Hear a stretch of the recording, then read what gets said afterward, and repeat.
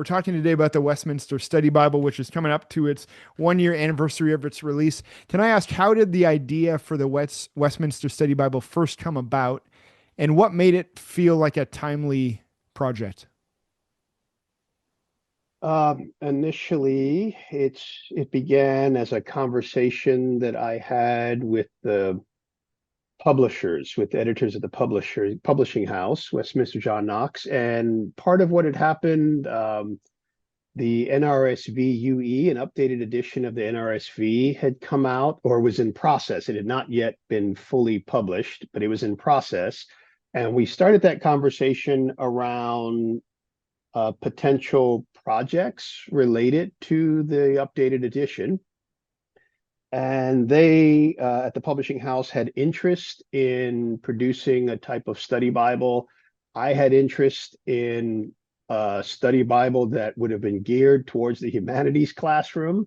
That's where I reside. Even though I have a seminary degree, I reside in the humanities classroom. And I know that there are a lot of instructors, for example, who may not have training in advanced biblical studies, but are also required to teach Bible in places like where I am. So I thought that it would be really useful to have a study Bible geared towards the humanities classroom.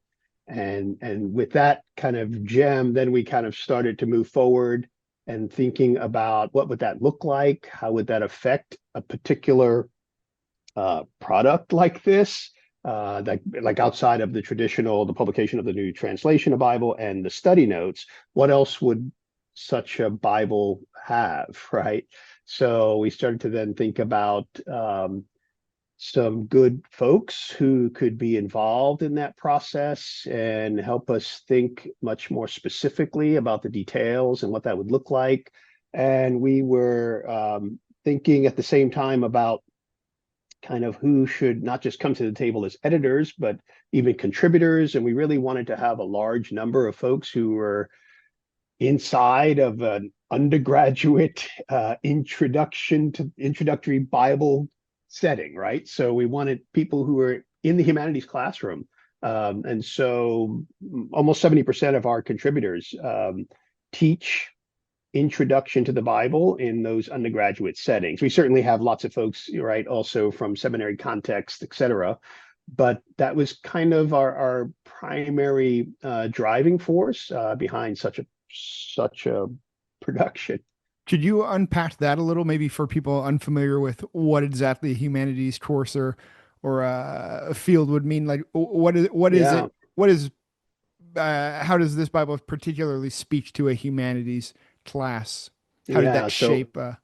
right. So when you teach an undergraduate humanities class, most of the people in that classroom are not going into further study of the Bible, right? So Okay. they have it's this one-off experience with studying the Bible, and it's an introductory course as well. So they have questions that many instructors, or at least I hope, they're bringing from their various disciplines in psychology and science and education, and bringing those kinds of questions, either theoretical questions from their various disciplines or of a practical nature, right? What is this really going to do for me when I get out and start teaching Mhm. sixth grade, right?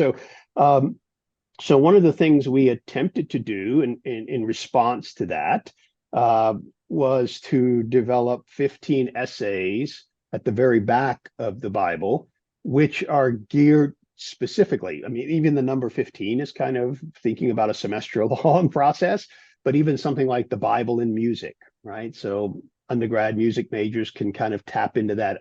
The Bible in and literature, the Bible in science and the environment.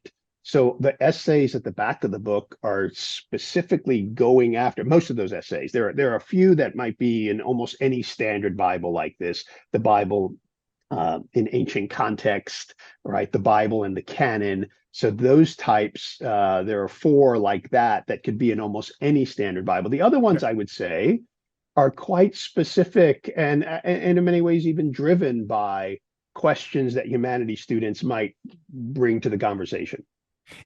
Am I hearing you right? To some degree, this Bible then was not even geared fully, at least, towards the Christian community, to the religious community. I mean, I wouldn't say that explicitly like in that way. Okay. Certainly, there are many, I would say, religious communities, Christian, Jewish communities that would find this very useful, that would Okay. find this Bible useful.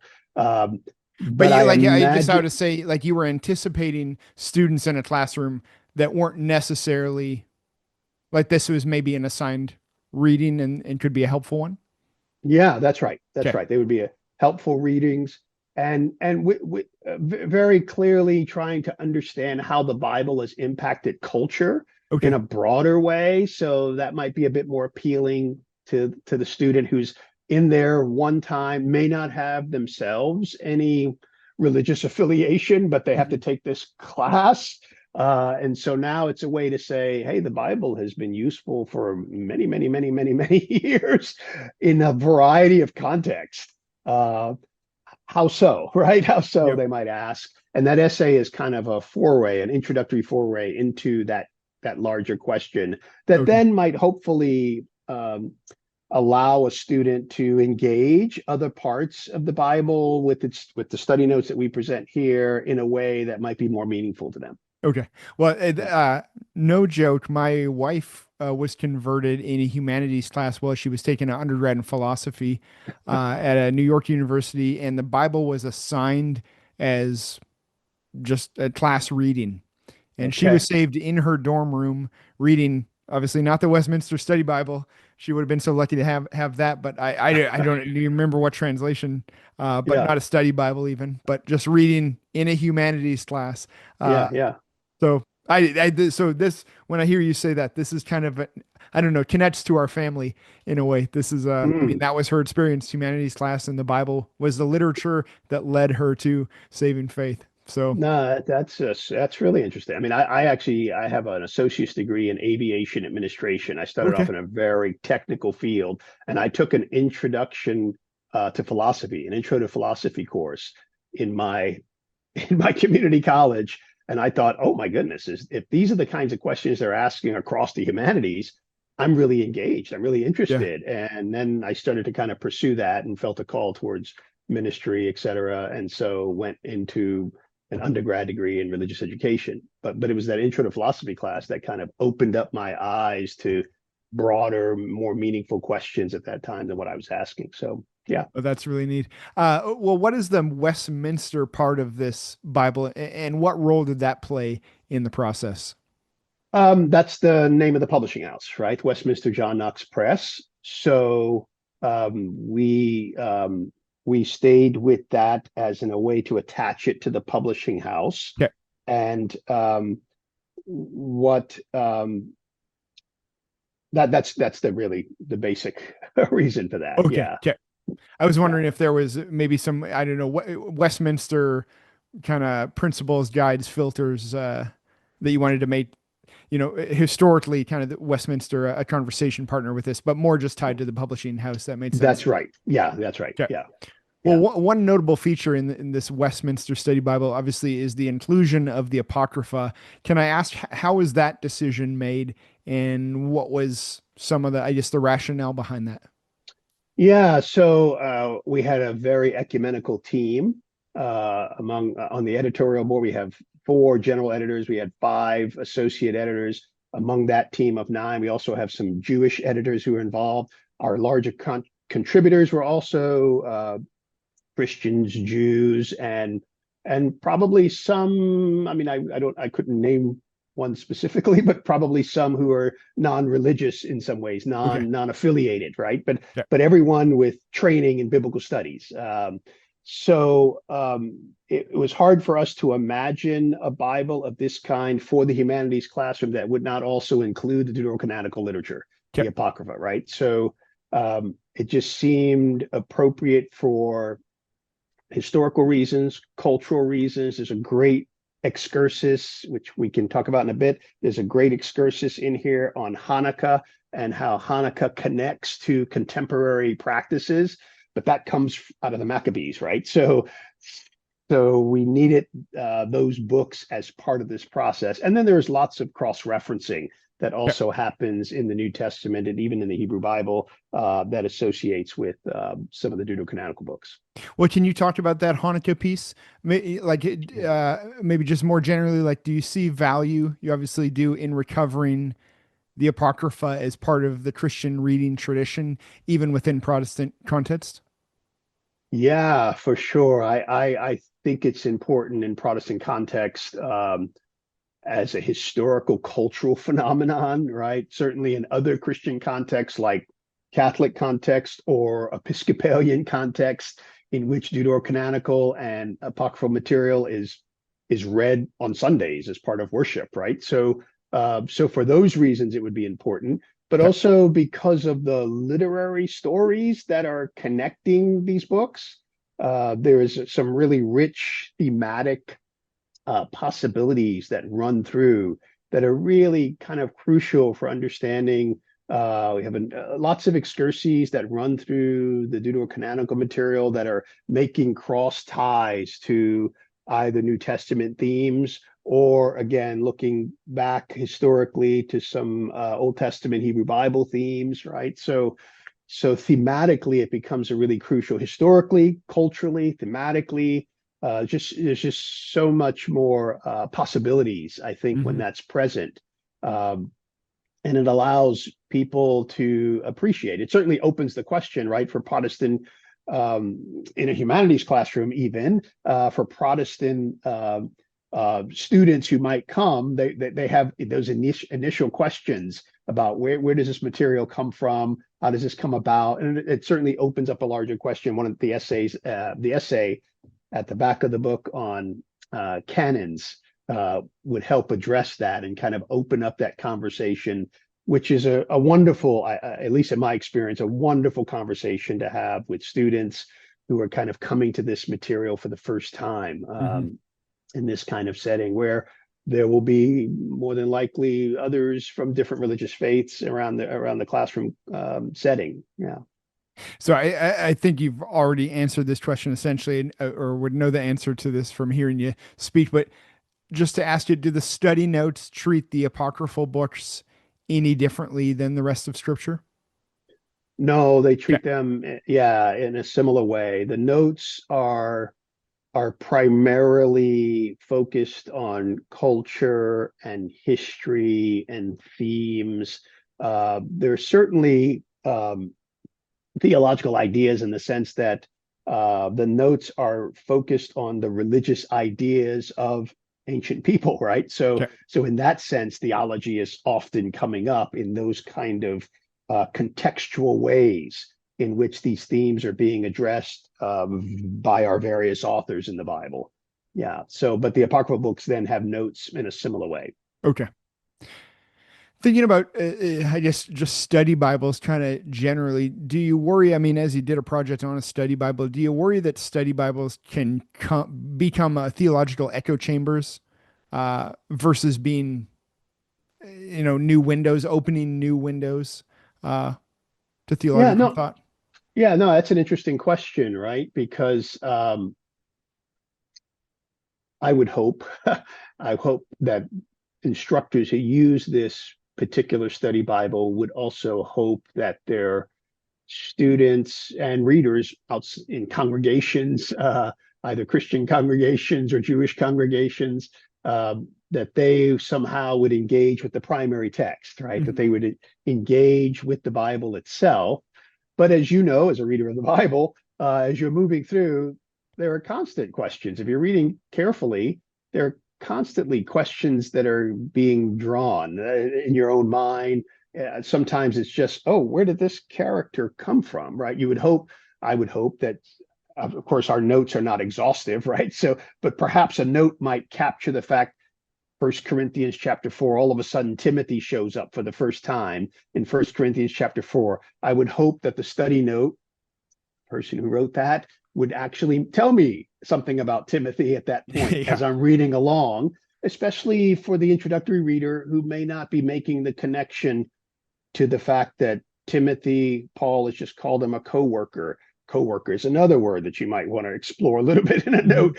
What does that mean? Where else does Timothy show up in other places in connection to Paul? Oh, it just so happens that he's also over here in Acts. I mean, so there are all kinds of ways that notes can, I would hope, just inform the person moving through a reading of the Bible and Yeah. kind of keep them moving through, keep them moving, answering some basic questions.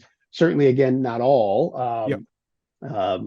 Again, just because I was just looking at First Corinthians 4 for another project, there's an interesting phrase in chapter 4 in which Paul writes in verse 6 of chapter 4, and he's talking about him and Apollos. These things have been written about me and Apollos. I'm referring all of them to me and Apollos, but so that you would not go beyond that which is written. It's Mm. a really, in the commentaries, it is a really difficult phrase to figure out. If you go to someone like Thistleton's commentary that I read a few days ago on Corinthians, he said there are 7 options for understanding this phrase. Now, our study notes in a Bible obviously don't wrestle with all of those options, Yeah. but our particular author did give an option that said this is a likely option for, and it was one of the 7 out of Thistleton. It just so happens, right? So um, um, I would hope that that could be helpful to a reader who's moving along, particularly again the introductory reader who's moving along, not to stumble too much and Mhm. say, oh my goodness, there's so much confusing here. I've got to just kind of close this and move on. Yeah. Hopefully the notes can be kind of a helpful tool and guide that can keep you moving through the primary text. But study Bibles at times can terminate on themselves. Kind of, that's the beginning and the end of people's study. Yeah, I think, especially in the church. Uh, yeah, but if I hear you right, and this is probably true of all study Bibles, this is intended to be a runway to further research and yeah, all the for rabbit sure. trails and For okay. sure, because there are many, there are many different Yeah. ways, right, that you could go, and there's so much more. Which, as you know, this is why we have so many different commentaries Sure. on Yeah. every single book of the Bible. Yeah. So, um, and the notes are just one feature, right? So then we go out into these excursuses, which is another interesting feature of this particular study Bible, which are it's about 200 of those Okay. throughout the entire Bible, um, and there that's an attempt to take a theme deeper, Okay. right, than a study note is able to do. Um,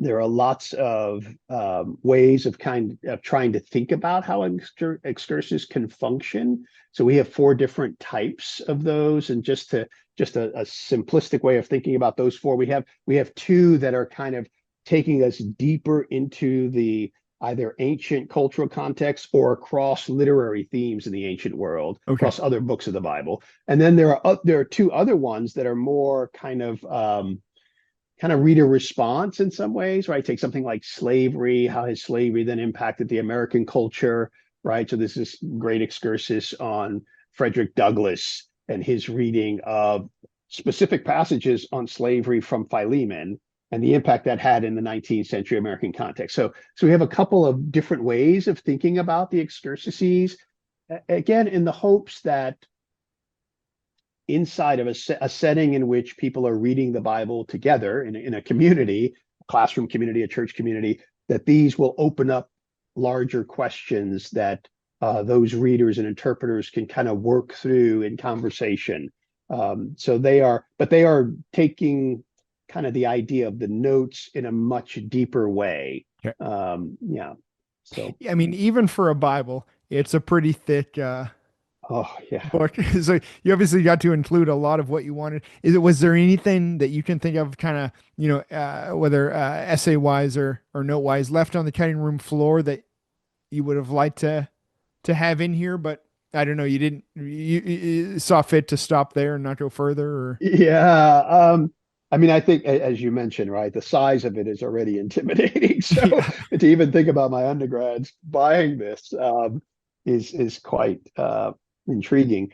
Um, I mean, I think there are always more things that can be said in study notes, right? sure. But Yep. I do think that that's kind of what opens up to what you were alluding to earlier, this is an opportunity to wrestle with some commentaries, right? And to take a book like Genesis and to go and grab a couple of commentaries around, let's just say Genesis 11, right, into 12, right? So the crucial area in Israel's story, and to grab a couple of commentaries and to think about how they might be thinking more deeply. So the notes are just kind of an introduction to some of that. So there are lots of things that were certainly not present in the notes and just not able to, right? We had word counts that we attempted to adhere to as much as possible. So it could have been a lot bigger.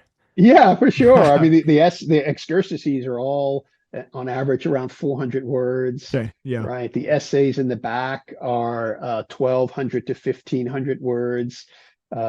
Again, there were word count limits that helped us in some ways, but it also helped us to kind of focus in on what seemed essential within that word count limit. But there's certainly a lot more that can be done. I can easily see how the essays in the back would open up an opportunity for students to engage in a much fuller study on the Bible and film and media, right? So that would be one of the essays we have in the back. So, yeah. Was it any particular book or section of scripture that sticks out as proving especially theologically or pastorally challenging to edit?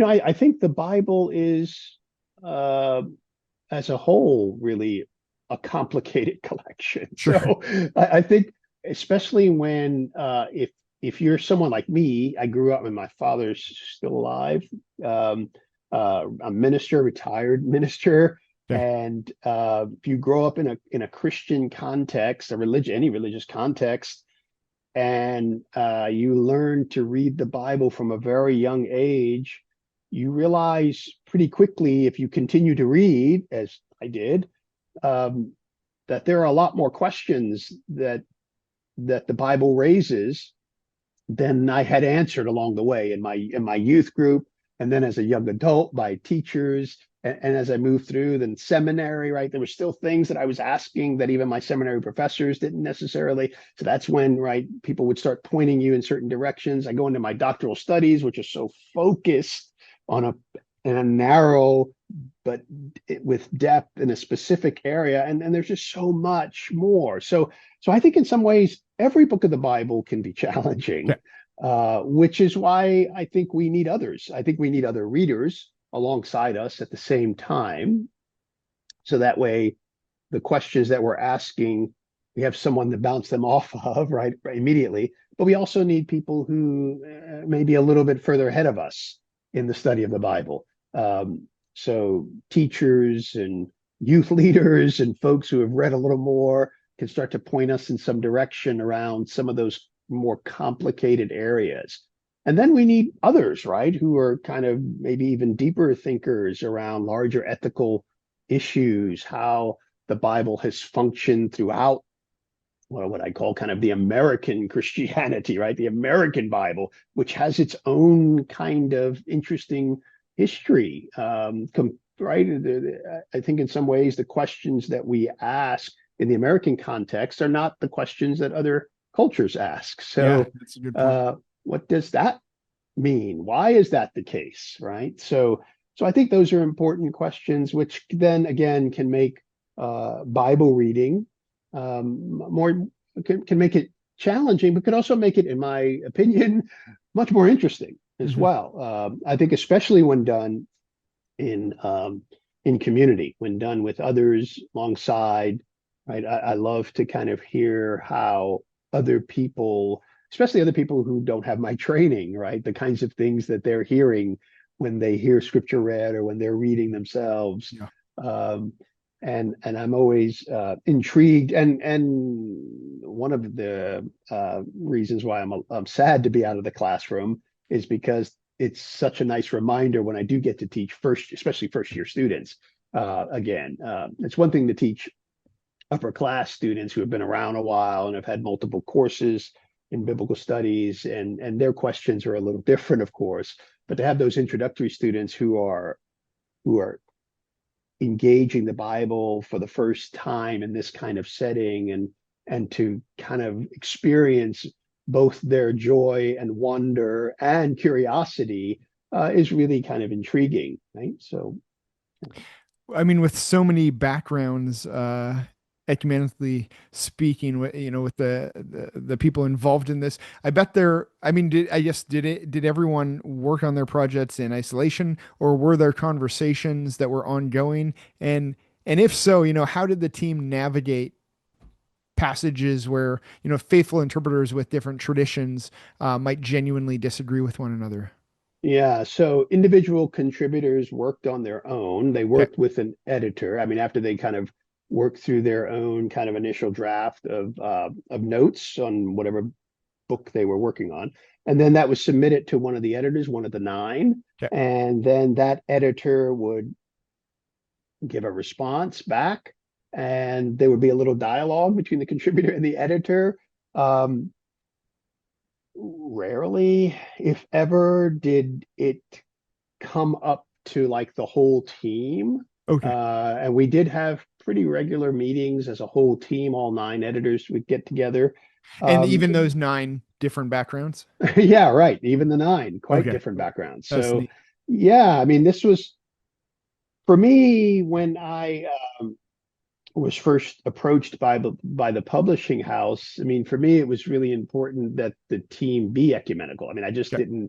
I didn't myself want to be um, when you think about echo chambers you used before, I didn't want to have other people who thought just like Emerson Powery Sure. engaging and writing these notes and then right. So I think that can get pretty stale pretty quickly. And I don't mean stale necessarily in a bad way. I just mean it's just not necessarily where I was interested.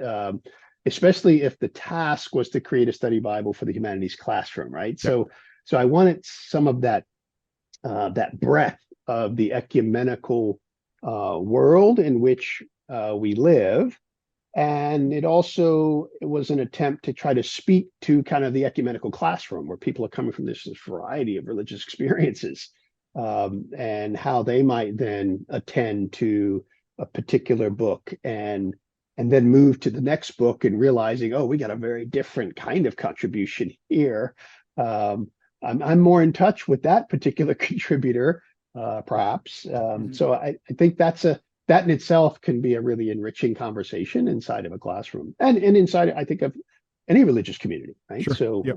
yeah, I mean, more just about the process, maybe because I'm just interested in how these things come together. yeah.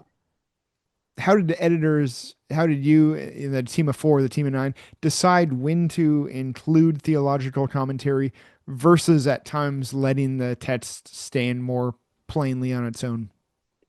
Yeah, no, that's good. I think, right, this is the part of what do we say is kind of the art of exegesis rather than the science, right? So contributors have to read through and make judgments about what they wish to comment on in study notes. And so um, that's always a selective process, right? And so sometimes um, sometimes you will see a phrase and you think, oh, wow, I've got to explore that a little bit in my study notes. Um, it was rare. Rare might not be the right term here. It was not maybe as common as we might expect, but it was common enough for editors to say, oh, you might want to say something about this too, right? And reading along. So I Okay. noticed that you didn't mention this in your notes. Maybe we should have something, right? And then perhaps even some editors might make a suggestion of what might that look like. The contributor can say yay or nay, push back a little bit. We go back and forth about a dialogue, but most of it was pretty congenial. I mean, Okay. right, the conversation around what's the function of the notes? It's to help the reader understand biblical text in its cultural and historical setting, cultural, historical, and literary setting. And part of its cultural setting has to do with these serious religious ideas that are flowing through it. So, at what point do we explore those? Sometimes an excursus can take something much deeper. So, excursus, for example, I mean, there are lots of them, but on the Son of God and Son of Man, we have an excursus on those two, right? So, trying to figure out its meaning again across other biblical text and thinking through, but trying to do that again within a word count limit Yeah. is not always easy, right? Yeah. We have whole monographs written on these things. I mean, I think Uh, of like say Craig Keener in his like 10,000 page yeah, commentary versus study Bible. You guys, you get this much for this verse, and you can't even do every verse. yeah, that's right. No, that's exactly right. It's not a commentary, right? So it's a study note. So, Sure. and it's not a study note on every. And in many ways, many of the study notes, although this might be an area which um, some readers might want more consistency. We weren't as consistent with this, um, where it's section by section, right? So I'm flipping through here, just looking page by page. I mean, I know this to be true, but just making sure what I'm saying. So you go from I'm in Second Chronicles 12, 5 through 8. So there's a little Sure. Yeah. Yeah. paragraph on that section. Then we jump down to 9 to 12. And occasionally you'll get an individual verse highlighted, but you're just moving through and Yeah. thinking about what notes do I need to say something about, or what verses do I need to say something about, as a way of, again, assisting the reader. So keeping that reader at kind of the forefront of the Yeah. process, I think, is really important. Yeah. In a culture, and I mean, maybe this is even more true in in school in the academy, but maybe not in a culture that's suspicious of authority. Do you see any unique challenge? Did you feel like you faced a unique challenge in asking people to trust theological notes in a Bible?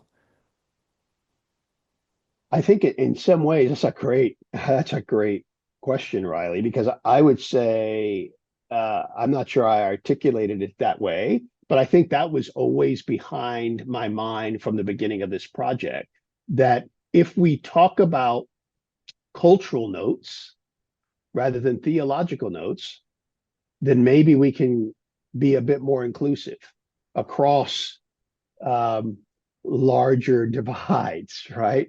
So we can agree on these cultural ideas that the Bible is presenting to us.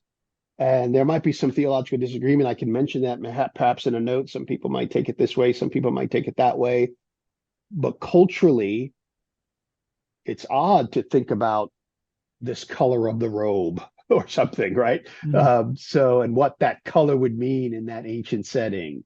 Um, so, in some ways, I think a focus, or let me say this way, a realization that the Bible is written in a particular kind of cultural context, and to appreciate that cultural context itself also might make us attentive as readers in particular cultural context. Yeah, Um, and to catch even not only our theological differences, which I think we frequently can see, but sometimes we don't necessarily even see our cultural contextual differences hmm, in how we approach a biblical text, right? There's a lot going on, I think, in that kind of what Gadamer used to talk about, this fusion between the ancient text and the modern reader. And of course, he's thinking about all kinds of ancient texts, but including the Bible in his own work. So there is this kind of fusion that happens that I don't know if we capture it well in this collection, but that was part of the goal. That was one objective, to try to tap into that. That there are questions that we ask in the contemporary world that, 100 years ago, in similar circles, similar religious circles, similar university circles, they weren't asking those same kinds of questions. Our sure. questions have shifted a little bit. So we still have the same biblical texts coming to us, but we're asking different questions, which affects the kinds of notes that we then write, I would Hmm. assume. So, and perhaps, hopefully, taps into some of the questions that are happening in our collective spaces, classroom, synagogue, church, that we're having in our contemporary moment. Yeah. Well, maybe related. How does a study Bible like this help to, I don't know, tip the scale, help correct or challenge inherited misreadings or theological assumptions that are false? Like, how do you start? How does something like this Yeah. start to move the needle a little on?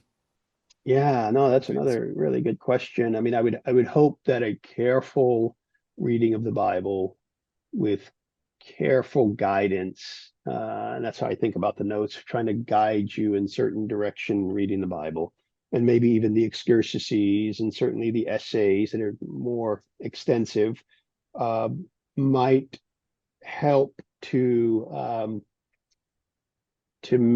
provide a more fair reading that we can become more a bit more open in what we're doing with the Bible, right? A bit more engaged, but also kind of we can hold some of our ideas a little more loosely, I would say, maybe just a sense of that Bible reading is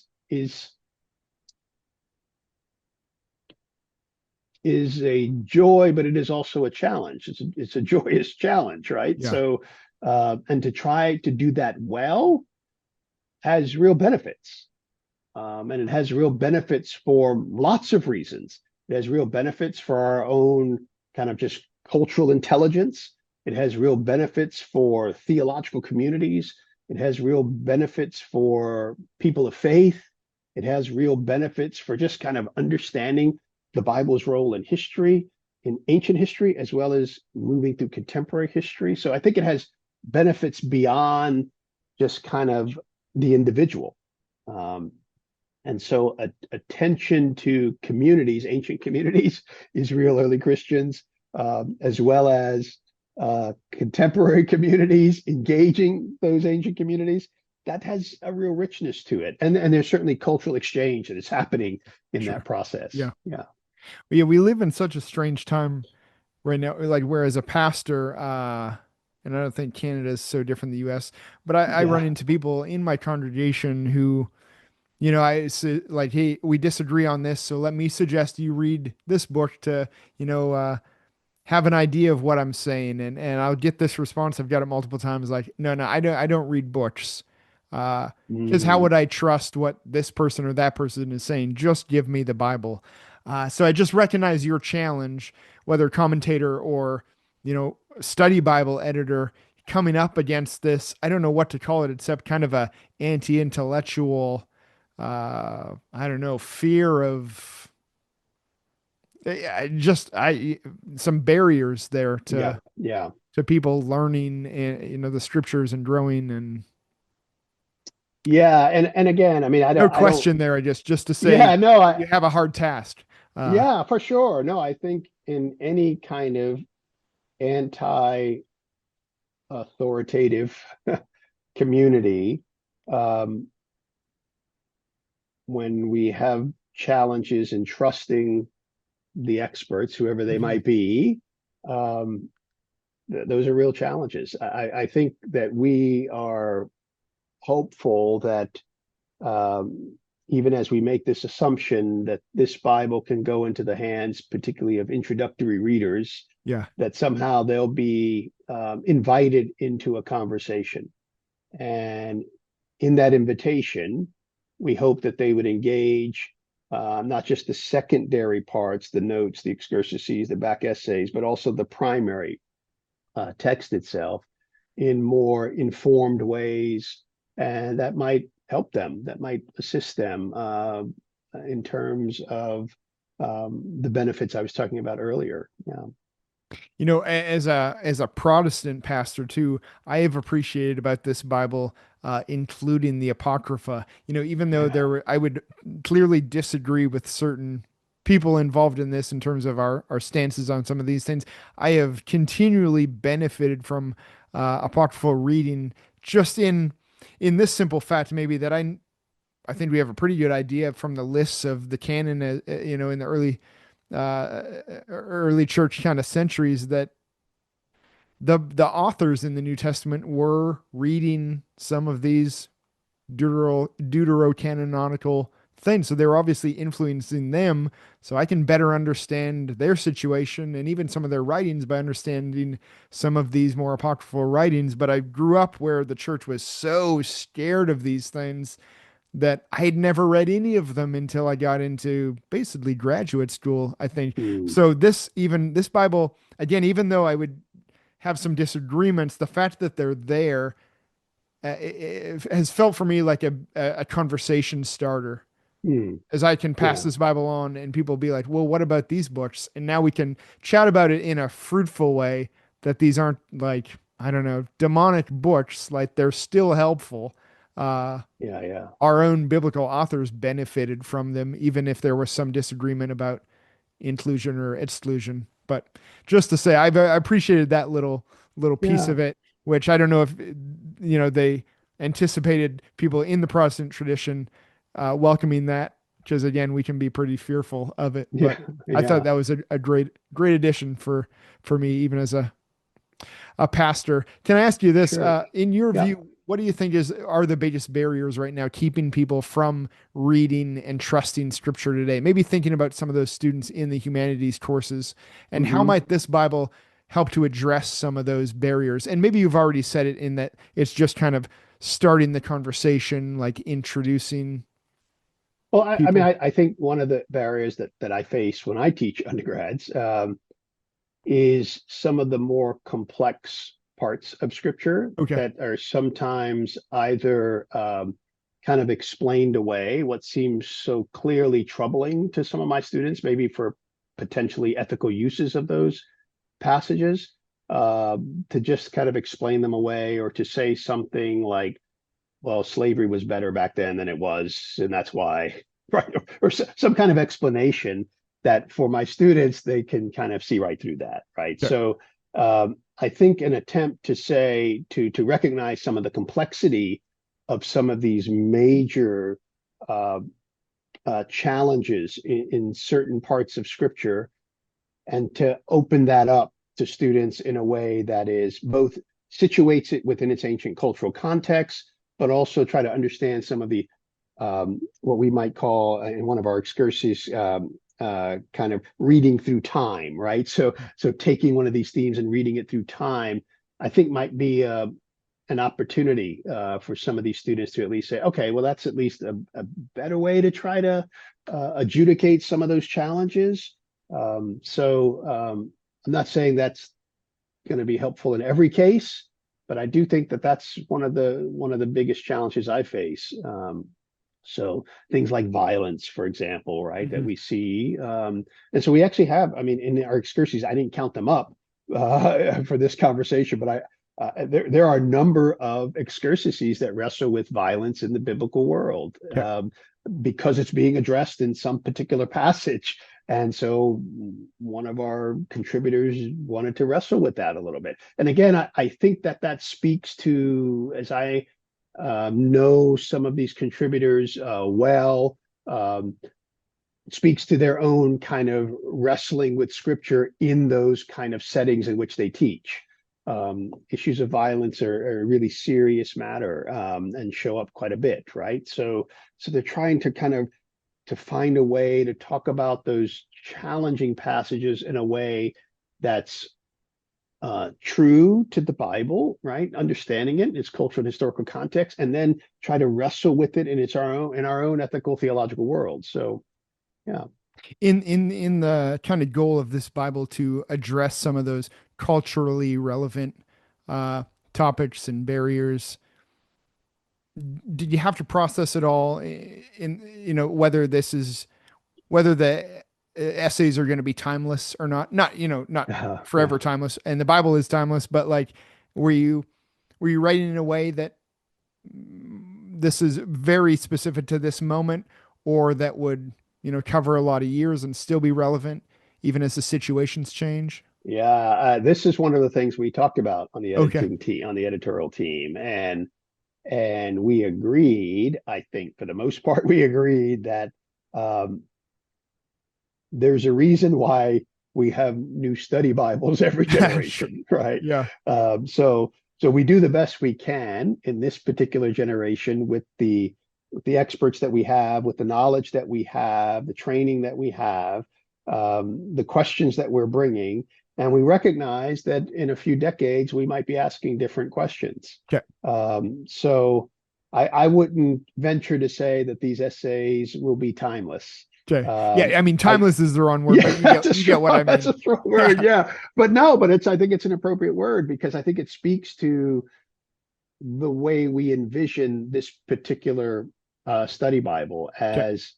as one that is, we think, for our time and place, uh, because we do not know ourselves how to come outside of the bodies in which we exist, right? Yeah. So we are where we are. We have been framed and shaped the way we are by the various communities we are a part of. So we are cultural products inside of these settings already. And the questions that I ask are, I hope, not just important to me, but they are certainly important to my kind of generation. Hmm. But a few decades from now, I imagine there will be some different questions. And you're right, the Bible has kind of lived on and will continue to live on beyond us. So I have no doubt that a few, the next generation itself, not a few generations, but the next generation itself will look at this and say, well, this was interesting for its particular time. Yeah. But now in the year 2050,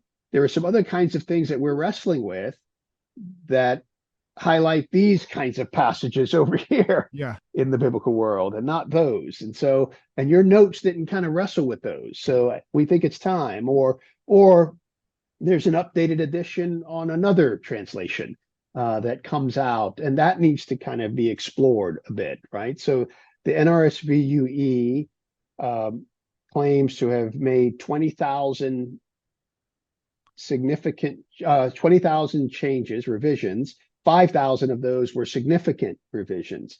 So our notes are, at least, if nothing else, are wrestling with some of those significant changes in this translation. Um, I think that will happen and should happen every time we have a new translation. As you know, like you, I like to read multiple English translations when I do my own study or when I'm teaching. And I try to encourage my students. In fact, sometimes I have specific assignments where encouraging them to do that. It's required for them to do that. And it never ceases to amaze me how the differences, right, in translations, across translations, and the implications that has for how we read, how we understand theology and faith and life and community and all the hard questions that we're asking. Yeah. I mean, you mentioned time and place, which I think is important too. Like you guys kept in mind as you were doing this that you're writing to a particular people in a particular part of the world. Right. Yeah, that's exactly right. I think that's really important. We do have an essay in the back on the Bible in the global context. Okay. And that was a really challenging one to write. I remember from the essay, and I was I the primary editor? I was one of the editors on that. I don't Okay. think I was the primary one. I went to someone else first, but I had a chance to kind of speak into it. Those are difficult because we are in a particular context and we have particular political environments that shape us. Even as you said earlier, right? Things are a little different down in your part of North America than it is in Yeah, my part of North America. for For sure. sure. Yep. Uh, so that has a way of shaping our religious communities and the kinds of things that we are invested in and the kind of, at least when we open the Bible together in my church, not on a Sunday in the worship setting, but on a Wednesday night when we open it, the kinds of questions that come to the table there are Yeah. very much about my, not just even my national community, even though that's part of it, but my local community. Okay. It's not unsurprising for people in those readings to say, but what are we doing with our neighbors down the street? So um, it's a really important question that we are in a particular place as well as time. Yeah. Well, I mean, I appreciate the humility in, a team of Bible editors being able to, not roll their Bible out being like, "Hey, this is the one for Yeah, everyone," but being able to recognize, I don't know, what our project is contributing and where other projects will be needed. Like just the other day, I got an email from InterVarsity Press about the release of yeah, and I think just a couple more books released in a First Nations, in a Native American translation of the Bible. And I started to Okay. read some of it, Yeah. and just, I mean, it's I was fascinated, but because it's like a completely different vernacular. Uh, Mm, and no question, the issues too that culture is dealing with are so different than what I'm dealing with on a weekly basis in our little rural church in BC. So, hmm. I think this study Bible is making a significant contribution uh alongside, I don't know, a whole world team of people doing different projects for different places and different times. And yeah, I just like hearing from you that, like, there's that humility that we're doing Yeah. something, but it's, I don't want to make it seem small, but like a drop in the bucket that everyone else has to contribute to as well. I Yeah. mean, No. would you agree with any of that? Yeah. No, I would Okay. agree with all of that. I Okay. think that's right. There are lots of um, opportunities, and there are lots of communities, lots of investments, lots of interest, Yeah. and we have to. I think we need to kind of do the best we can to pay attention to as much of it as we can.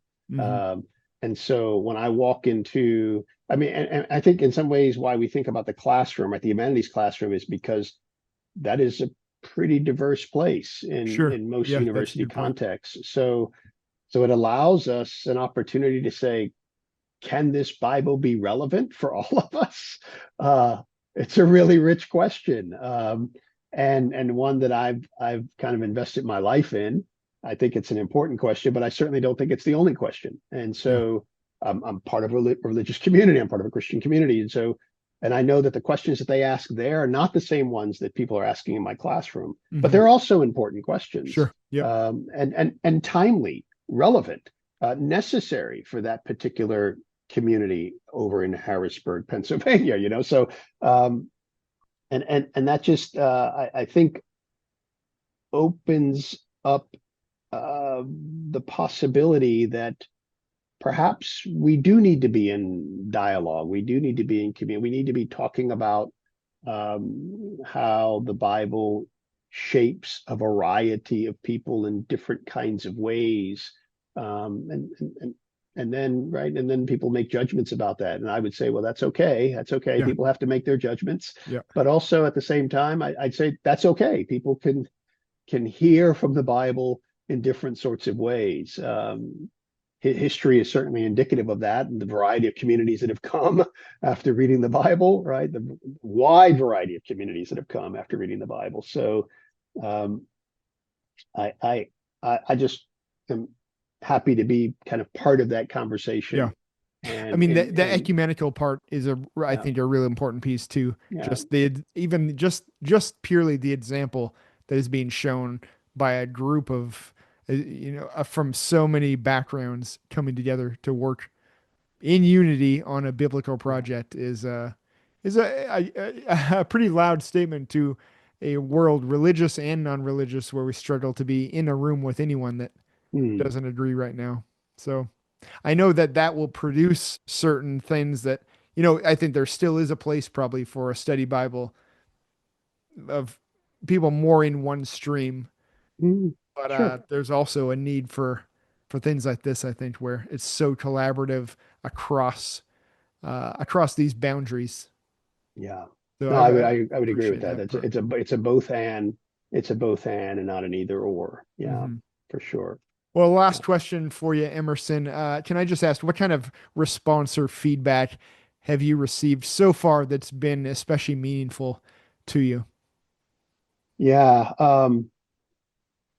So the response that I've received so far, and it's early, right, for something of this nature. So I'm really hopeful in this coming year to hear more. But so far, those who have been testing it in the classroom back in the spring semester have found it really so useful that some have said, we're not sure we're going to kind of even have a supplementary textbook Okay. anymore, that this can kind of provide enough with what the instructor is doing in their notes and their that could be sufficient, and then they can supply some kind of essays along the way, introductory pieces.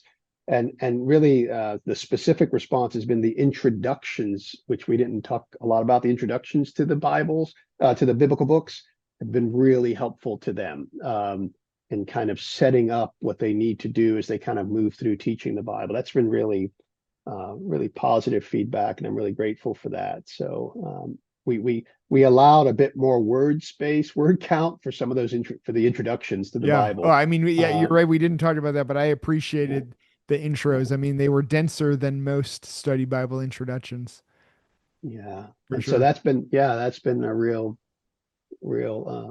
wonderful thing to hear. Okay. Yeah. Well, I'm sure lots of more feedback to come this year and in future years. But I appreciate Emerson, you and the whole team of people that went to work on this. Again, a Protestant pastor speaking from our rural community, and I have already handed a couple copies of this out and use it myself for study. So I really Wow. appreciate it. I'm valuing it already. Wow. Wow. When it showed up, I didn't quite know, I hadn't read any promos about it last year, so I didn't Mhm. know what was unique about the study Bible, but it's been a huge blessing to me. So Oh, I I appreciate you appreciate saying it. that, Riley. Yeah, and I appreciate you having me on. And just this was a really helpful conversation. Thanks so Yeah, much. thanks for the chance to chat with you and very nice to meet you today. The same. Nice to meet you as well.